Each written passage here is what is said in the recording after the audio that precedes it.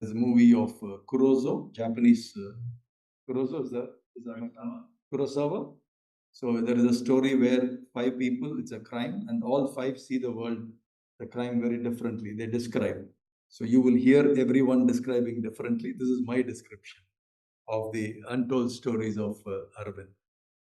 So, when you are going through it, it's easy today's world to compare what's happening in America and what's happening here. Even today, it's not apple to apple comparison. Even today, Indian per capita income is close to $4,000.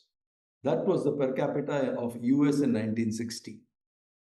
So it's not apple to apple comparison per capita because technology leapfrogging, everything has happened today, even in this per capita here. But it'll be good to remember that all the time when you're visiting and everything, it is not comparable.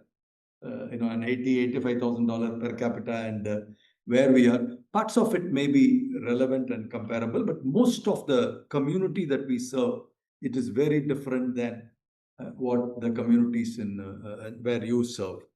And 1970s India was abject poverty. You're talking about $150 per capita income. US, I was looking at US per capita income. Even in 1890, 1850, 1860, it was $1,500. So I think very few people in US, all the migration happened later. So very few people. So economically, it was a little better. So we had a lot of crisis in the 70s. We were still a very social economy, not a capitalistic oriented economy. So this is where we are. I thought you should know this as the story unfolds of Aravind, that you're talking about a society which is $140 per capita. One person who made all this happen is Dr. He didn't make everything happen by himself, but without him, this wouldn't happen. There were great people, there were great generals that he had. We spoke about Tulsi, we'll speak about others. But Dr. V was a person who brought all of them together and made it happen. So obviously, he is our founder. Let me read this. Every great organization begins as a vision in the mind of its founder, a dream bold enough to inspire others and clear enough to shape reality. I think it's a very powerful statement because you can see the founding members, very old photographs. So he's the pioneer. He without him, none of this would have existed. And he's my uncle. So there is a reason I'm sharing that he's my uncle. I'll tell you why as I go down the presentation. So where did Dr. V get this courage to dream these things? Where does people like Martin Luther King get the courage or Nelson Mandela get the courage? You can't give them a job description. You can't say this is your job description, now go free India, take care of apartheid and all that, right? So something happens in their life journey. A lot of things happen in their life journey. And I think Dr. V's life is one such journey. Obviously, he had the seed in him. There is on a lighter note, somebody said Nelson Mandela became Nelson Mandela because he was in prison for 26 years. Every prisoner after 26 years does not become a Nelson Mandela. So, who goes in matters a lot. So, Dr. V was born to 1918 in a poor farming family. Again, 1918 India, you had 10 siblings, 10 children were born. 3-4 of them were lost due to infant mortality and neonatal mortality. Maternal mortality was very high. So of the 8 children born, 5 of them survived. And Dr. V was born in 1918. You'll meet Dr. Nachia. She was born in 1940. So 22 years. So Dr. V kind of became the patriarch of the family. First person to be educated from that village. First person to come out of the village. And his father wanted him to be a lawyer. And Dr. V obviously was a rebel. And he wanted to be a doctor. So, and then when he passed out and became a doctor, then he joined defense. This was not Indian army. It was under the British army, the Japanese invasion and all of that. I remember Dr. V telling me stories that Japanese prisoners were there. And they were the ones who would take care of their, whatever they did to polish their shoes and all that. I'm talking about the early 1940s, before Indian independence. So Dr. V contracted rheumatoid arthritis. I think it's a very significant element. Dr. V he was maybe at 29, 30. And that rheumatoid arthritis made him bedridden for about 2 to 3 years of his life. So I think, I've not heard him say this, I think that empathy came from that, because he was dependent on others' empathy for everything. Again, go back to 1940s, there was no steroid. There was nothing available at that time. Look at how do you fight something called psoriatic, it was not rheumatoid, it's psoriatic arthritis. So he had a very bad psoriasis. Till steroid came, he had struggled. The only other thing that helped him is methotrexate. And it's not easy to take methotrexate. It has such a high toxic properties. So I think that 2-3 years was a transition for Dr. B. He was dependent on others. He looked at the society very differently, and he was at the receiving end of both ridicule and compassion from the society. And early 40s, again, he wanted to be an obstetrician. You would have seen from the video. I don't know whether you saw the video. Okay, you'll see from the video. He saw young women dying in his village. So he wanted to be an obstetrician. But because of arthritis, nobody would have. I believe his friend said he had very crippled fingers. Again, the only way any arthritis got taken care was the disease had to burn out.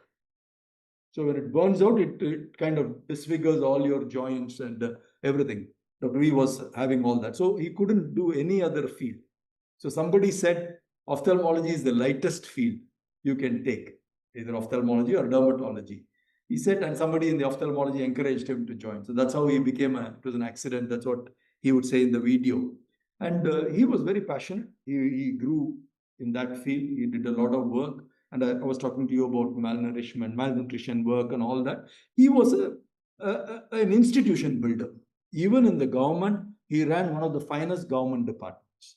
Patients would come from different parts of the country to that particular government department. So he was that kind of a person. He did not become that person in Aravind when he started Aravind. He was that kind of a person who decided to start Aravind.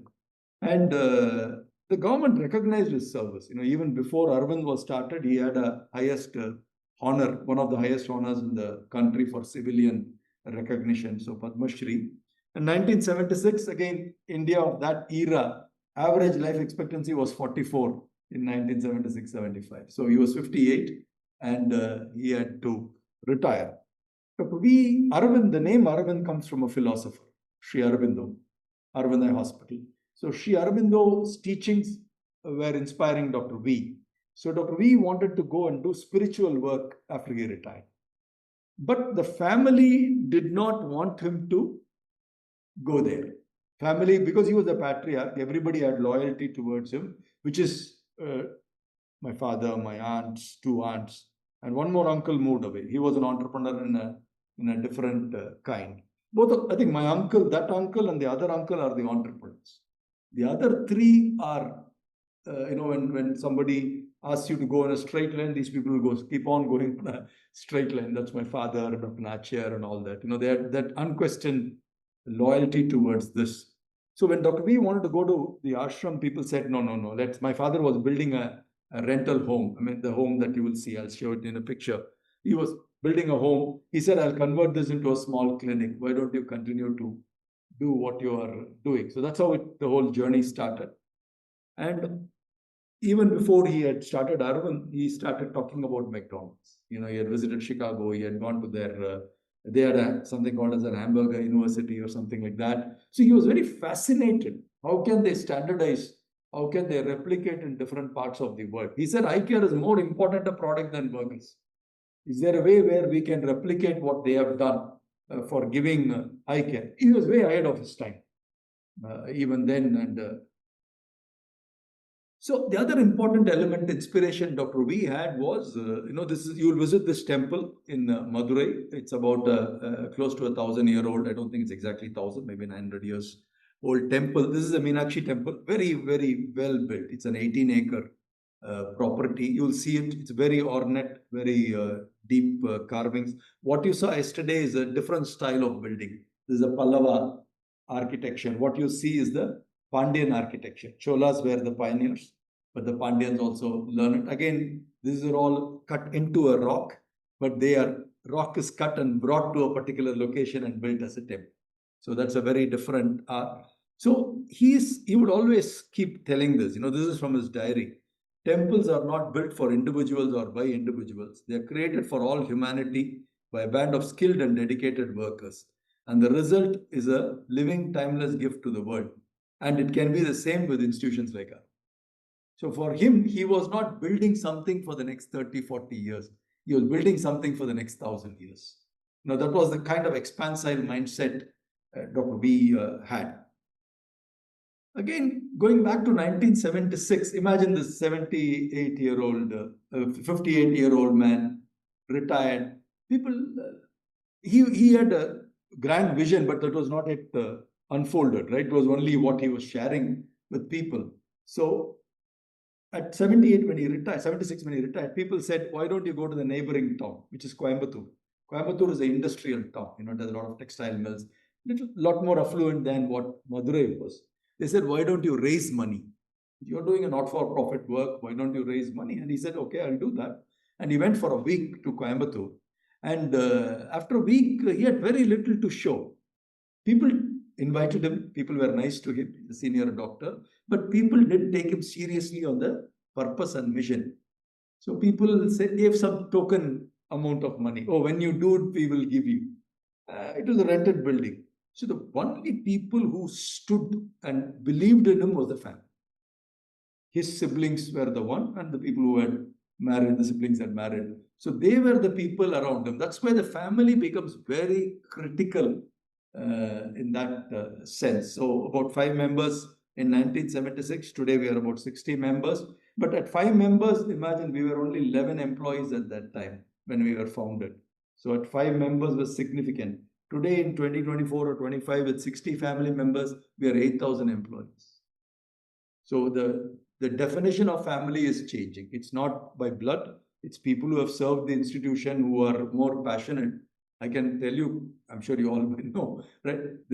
Every institution has people, doesn't come with the passion does not come with the ownership or blood. Some people are really passionate in what they do.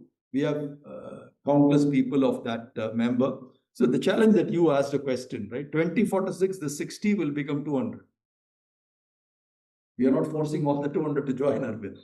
No, that will not be a right strategy. But if they choose to join, how do we navigate their structure, growth structure?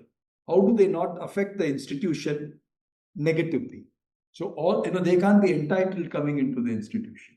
Some of us in the second generation, we were entitled and we had the space to be entitled. There were very little people. Somebody had to take it.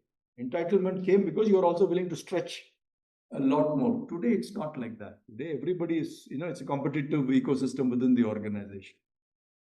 And Dr. B, as an eye surgeon, the point I said, right? Dr. B early on owned the problem of blindness. That's a very special quality. Very few people, we all own very small problems. Within the larger problem, we own a small area. But somebody to say, I'm owning the problem of blindness, not only in India, but in all developing countries, requires a different kind of thinking and a different kind of paradigm shift style of thinking, not this incremental style of thinking. So I think Dr. B was intuitively, I think he had it and also had cultivated it thanks to his illness, thanks to all that he had seen in the world before. He was way ahead of his time. Even today, I would say a lot of what he has told probably will become relevant in the next 30, 40, 50 years. That's the kind of person he was. Very selfless in his... he was a bachelor, very simple lifestyle. He needed... you would know, Kathy was there with him. Very, very... and you see him, you will not see him as a very charismatic person.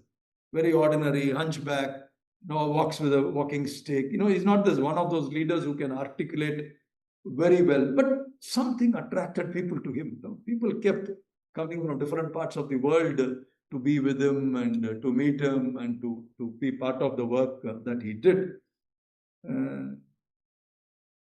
So, my experience with Dr. B, but he was a tough guy.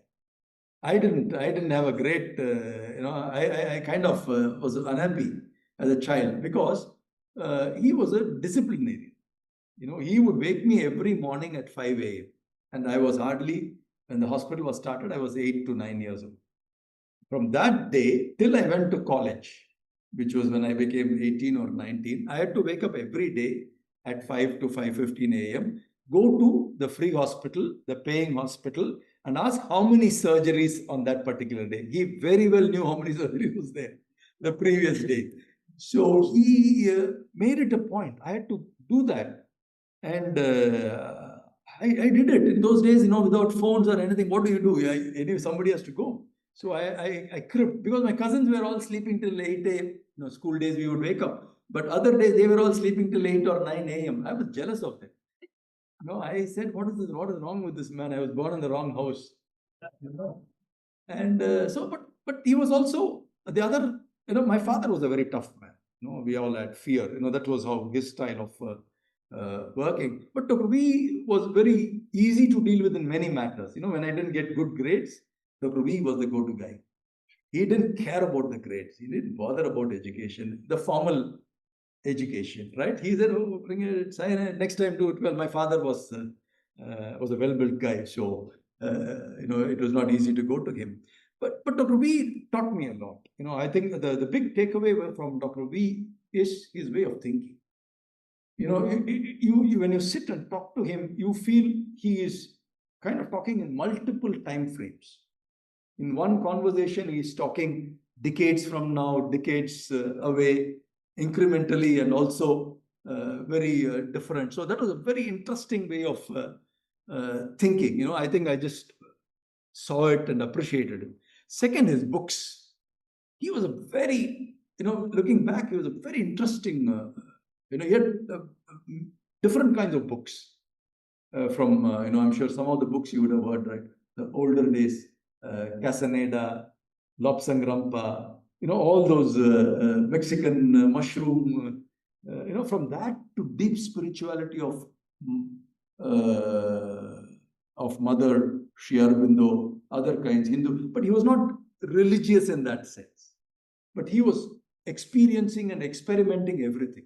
Meister Eckhart, Germany. So, he had multiple books, which I had an opportunity to look at all that. So I was able to read a lot of management books.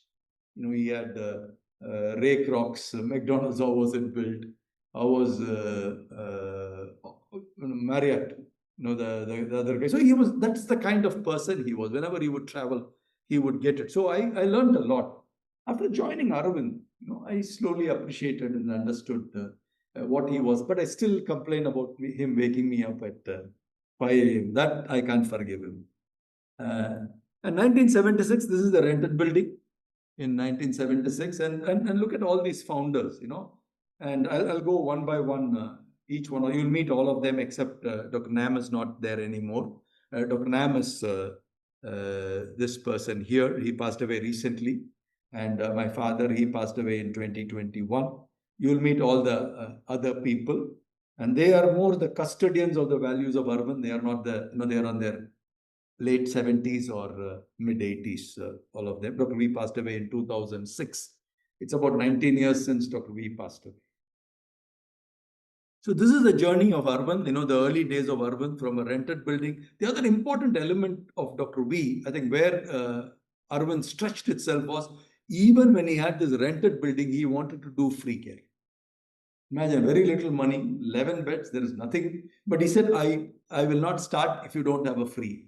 So my father, who's a builder, he immediately converted another piece of land which he had, which is the other building in 1977, which you see.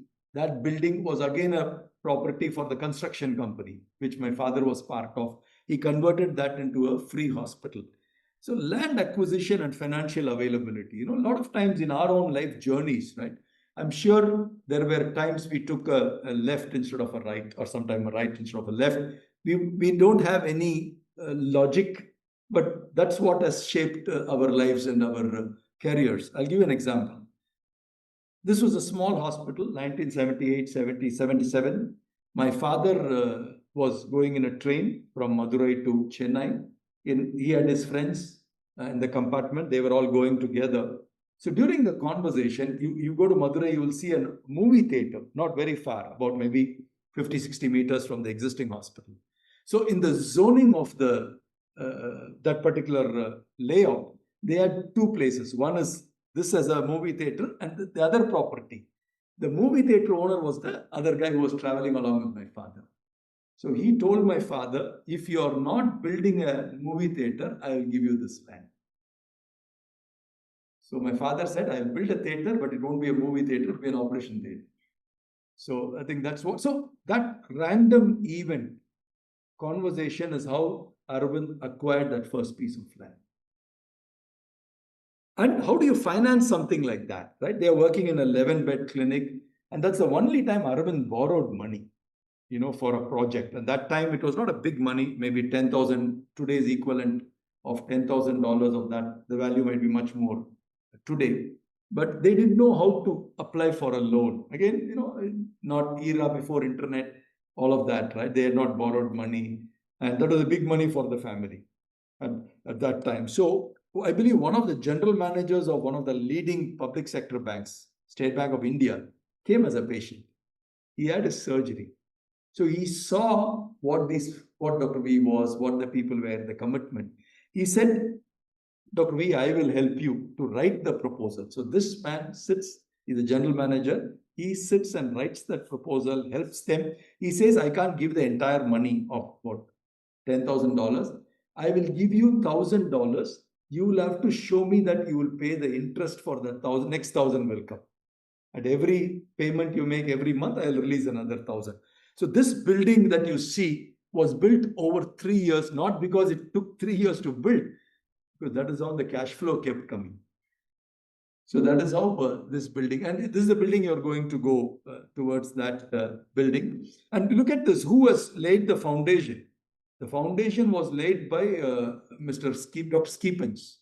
Dr. Skipens, for people you may not be aware of him, Skipens is the father of retina service in the whole world.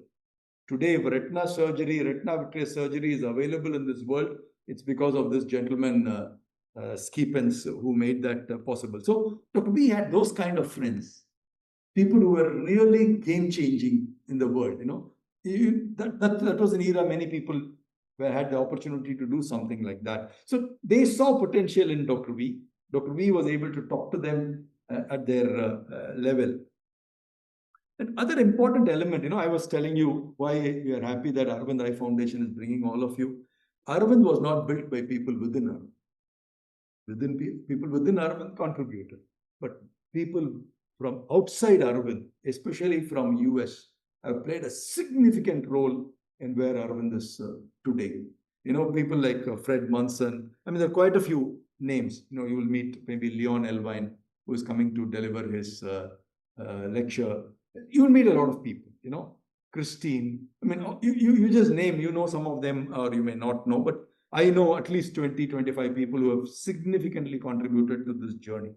So Dr. V created this not as this is my organization, I need to do this, I only know how to do it. Constantly, he kept the organization open, constantly brought people in. And many of these guests would stay in our house. There was no guest house on those days. So, it was very different times altogether. So it was a global experiment that Dr. V instituted, and that's how it has worked. Even early on, 1979 India, Dr. V, there is a group of people who eradicated smallpox.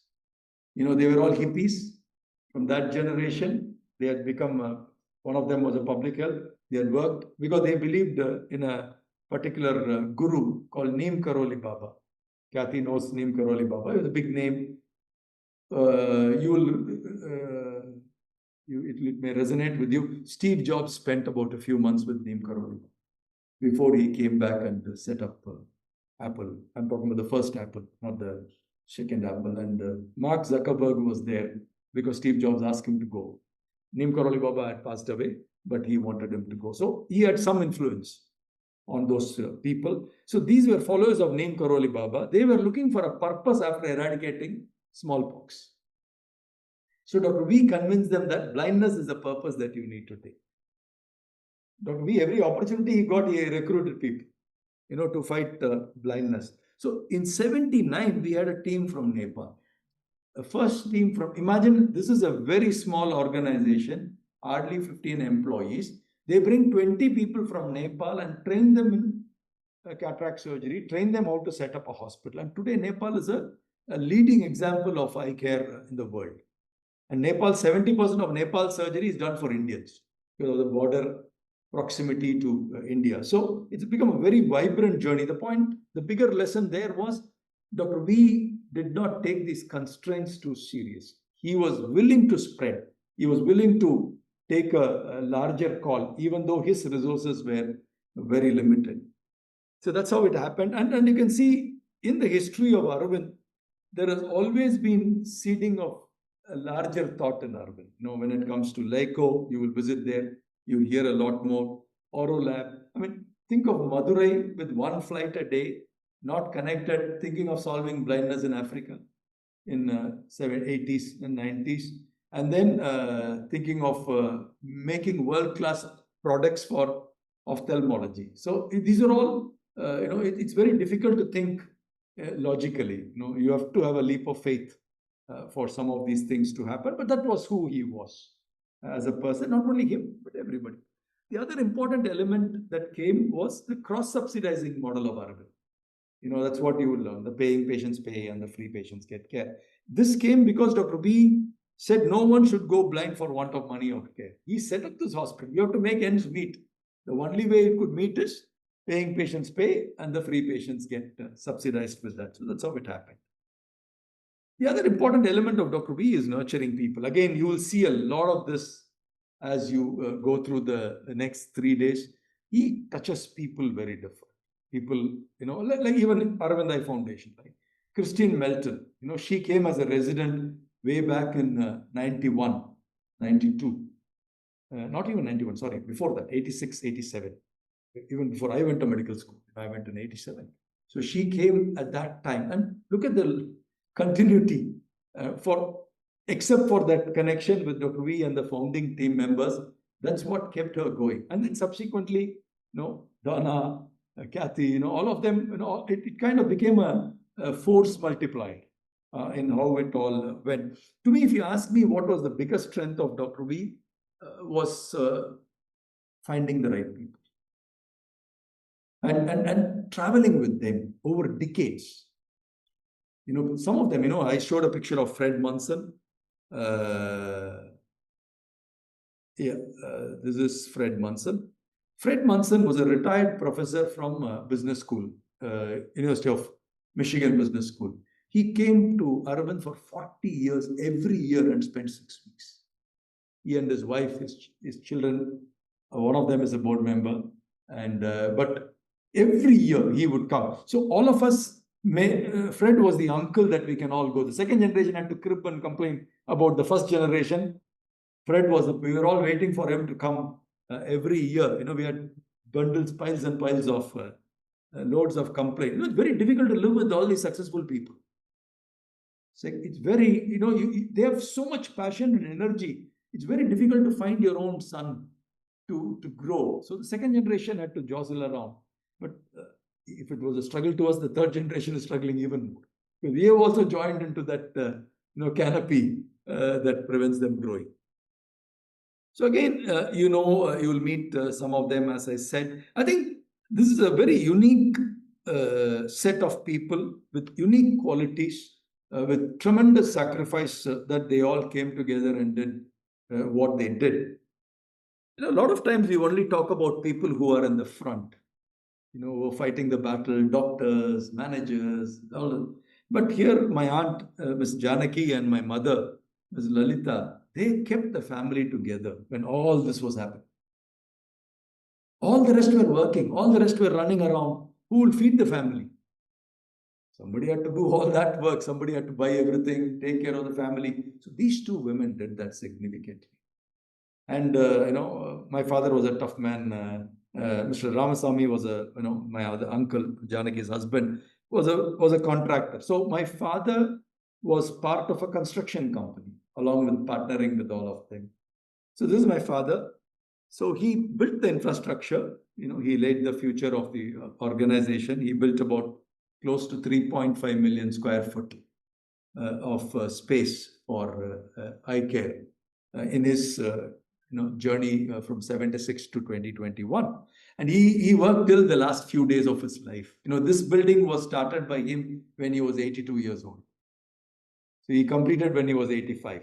So this was his last project for Aravind. Again, starting from 76 to a very modern, very new looking building with a lot of different features, which makes the building more pleasant for the patients and for everybody. So again, Mr. GS, my father had got his master's in Kansas State.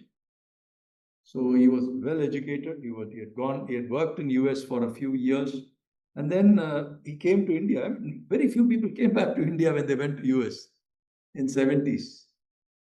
Again, the gap was huge. You're talking about a $140 per capita income to, even in America, 70s was a golden age in America. 70s, 80s was the golden age of America, right? World War II, the next generation, technology was coming in, multiple things happened. It was a very fascinating time. And I think the Vietnam War had ended. I think that was a very interesting, very progressive time. Again, Dr. Nam, Dr. Nam married into the family. And again, he was trained in Boston, worked at Harvard, Illinois. Again, Dr. V, when they asked him to come back, he came back. See, those are all very, why would people come back? Again, India did not offer them a lot at that stage. He was a pioneer in retina care and research and all of that. Not that they didn't have differences, mind you. I have seen them having differences. They had their challenges. But Dr. V had a very interesting formula. When there was a difference of opinion, Dr. V invariably would finish his work at around 6 p.m. normally. And if there has been a trouble, somebody had Dr. Nachar, you'll meet her. This is the next very fiery, feisty person. Dr. Nam was a very gentleman, but not Dr. Nachar. Dr. Nachar was a tough lady. So she would pick up. She says, I have resigned 100 times. I wanted to get out of this organization. I've at least given a letter to Dr. So Dr. V would quietly go. He would drive in his own car. He had an old car, Ambassador, the older car. And he would buy a small box of sweets. He would go there. He would sit at their place. He would not talk about the problem at all. The children will come. He will talk. Because he is there, my father would go. So that problem gets resolved without even speaking anything. But Dr. V's ways are accepted. And suddenly, then people also realized in the family, Dr. V had a very unique sense of perception, which they were not able to logically connect the dots. They accepted when he said something. It took them time. They fought a lot and all of that. Differences. My father did not have huge difference. My father was a committed, loyal soldier to my uncle. Even I can't figure out why he was so loyal. Why he was so loyal. He was unquestioned loyal. He stopped working the day when Aravind was. He said 1980, I'm retiring. He was what? He was hardly 52, 53. Not that we were super wealthy or anything. But he said, I'm stopping my work. I'm committing to Aravind. Not to Aravind, I'm committing to my brother. All of their loyalty was to Dr. V. The organization came 10, 15 years later. This structure, everything revolved around Dr. V as a person. Today we have a structure, organization, all of that happened. Again, Dr. Nachar was the architect of the human resource team. Again, Dr. Nam was the architect for all the doctors in this organization. He set up the residency program. He started the fellowship program. Dr. Nachar started, you would have seen these young girls who were moving around. So they were all, there was an interesting story. They recruited about 10 of them because there were no programs to train these young girls. So the government employees would work and in the evening come and help for surgery. And the government came strongly. The people who were running the government hospital were unhappy. They said, you can't go and operate at Aravind of those days. So surgery had to stop. So then Dr. V and Dr. Nachar, all of them sat together and said, why don't we get young women from our villages? The village people trusted this family. So they said about 10 of them came from that village. That's how the first lot came. Today we recruit 1,000, little more than 1,000 young women every year. Of the 8,000 workforce, there are about 5,000 workforce across the board. And Dr. Nachar again All of them have multiple careers within Aravind. Dr. Nachar is today as much a farmer as she's a pioneer in cataract surgery. She brought very new techniques to cataract. Dr. Nam is the first retina surgeon in the country, trained by Skippen. So these are all people who had trained at the finest institutions, but they were willing to come. They got, maybe all of them got recognized maybe 30 years after that decision of coming back. Right? That was the time frame that took place. Again, another person is Tulsi. We spoke about him, how he came into the organization. You'll hear a lot of what I'm saying. Again, it's his view. So you'll have to cross the facts, check the facts whether my story, the way I saw it as a 76, a 9, 10-year-old, and how he saw it is different. He's a rare person, very rare person, because to survive and to establish, doctors can be very strong individuals. Unlike today's healthcare in America, it's very managerial driven. Today's healthcare. 70s, 80s healthcare in America was not managerial driven. It was doctor driven. Doctors call the shots. That's how it was in India. To come in that era and establish systems, establish computerization, all of that, I think Tulsi has a very significant role both in globalization as well as in bringing systems and enabling quality, all of that, purely from a system perspective. Again, Dr. B, his ability to nurture people not only within the organization, but also from outside the organization. I think that was something which helped. People say that's because of a spiritual practice.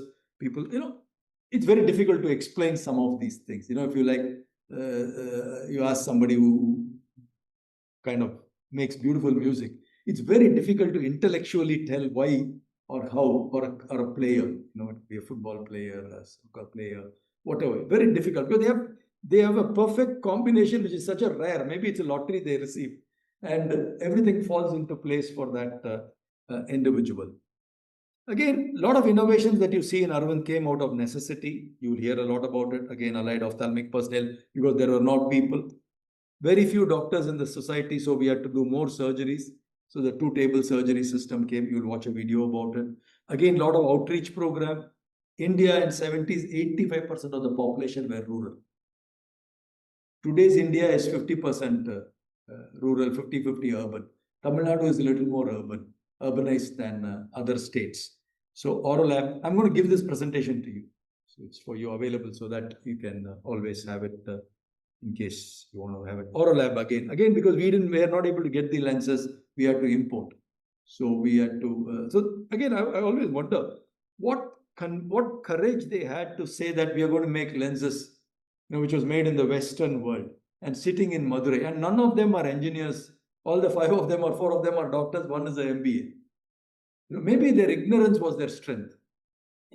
And their ability to get technology, they are able to network. That's where the Seva connection becomes very critical.